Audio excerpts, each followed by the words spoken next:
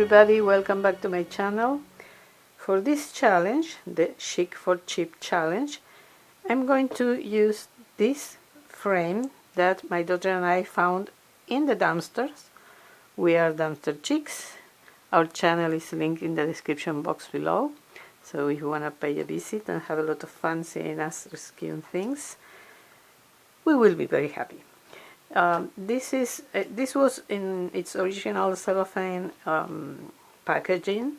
As you can see, it had this label here. It's reversible liquid art panels, and so you can use it on any of the sides, both sides. So it was brand new, and I'm going to use it from the other side, because I want to make something like this. I got inspired by these wall arts, and I have a thing for dream catchers, so that was perfect for me. So I started by staining the borders, and what I use, sorry for moving the camera, is my favorite stainer, and I use it also to give a rusted look to those items that I make that look like metal. Well, the rusting effect is done with this. It's liquid shoe polish from Dollar Tree. So I went all around the borders, and I left this one to show you how easy it is. You just press and slide, and there you have it. Of course, for the inside borders, I had to use masking tape all around, like so, and then with a brush like this one, this was the brush I used, I poured some, I pressed, and I got some ink from some shoe polish from the bottle, and I used the brush to paint all the insides. And to save time, I've already transferred the word dream here. You see that the original has dream big on top. I liked how it looked at the bottom, so I printed it from internet on vellum paper. I went on the back with a pencil, and then I adhered it with masking tape to the background. As you can see, I always tell you, use vellum paper, because when you are transferring something, and if it's printed in regular paper, if for any reason you move it, you can't see where you were. So using vellum paper, if I by chance move the design while I'm transferring it, I can move it back and make sure that I'm transferring the word or whatever design it is exactly where I want it. And of course you go with a pencil on top of it, and you have it here in black. Then I used this Sharpie pen that is really thin, and I went all through the borders, especially because these leaves and feathers are really delicate, so I needed something with a fine point.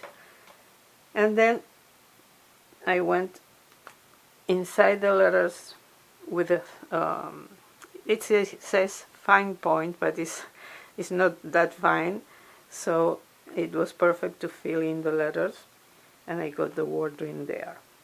And what about the dream catcher?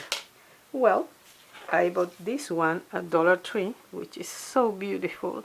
I love it. I love it. So I'm going to transfer it to the background of the frame. And as you can see, the size is exactly the size I need. I'm going to do this out of camera because honestly it takes a while. I don't want to have you waiting and watching me just gluing a sticker, and I'll be right back.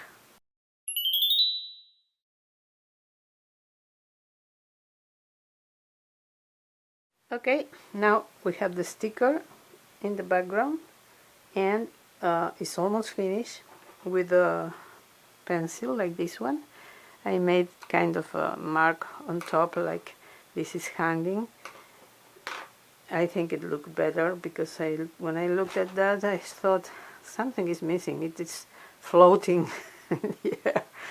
Unfortunately, this has a texture that doesn't allow me to make a straight line or curved line, whatever.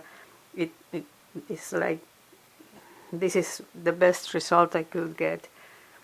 Let me show you. But I'm pleased with it, doesn't matter.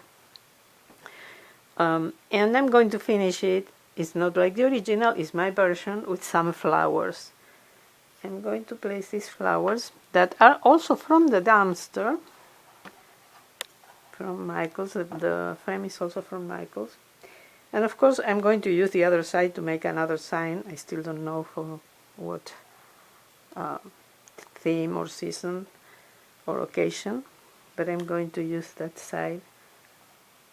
I like using both sides sorry, of everything. So this is what I'm going to do with these flowers. So let me start by adding this one on top of the white ones.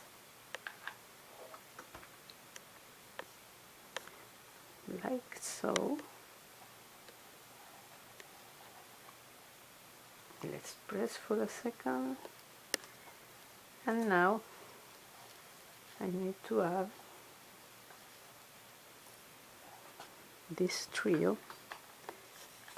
to the background. I should have cut this part of the stem, but now it's too late. It's going to work anyway. Oops. What's going on? Okay. Please stay there. So now, here we go. I'm attaching the flowers to this part of the sticker.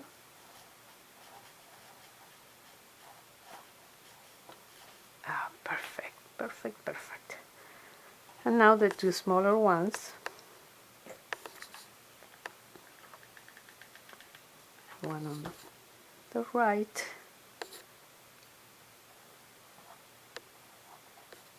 And the other one on the left, and our project will be finished. And it was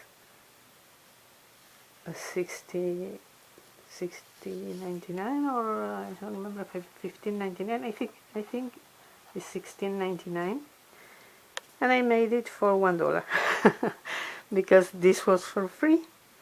These are for free because they are from the dumpster.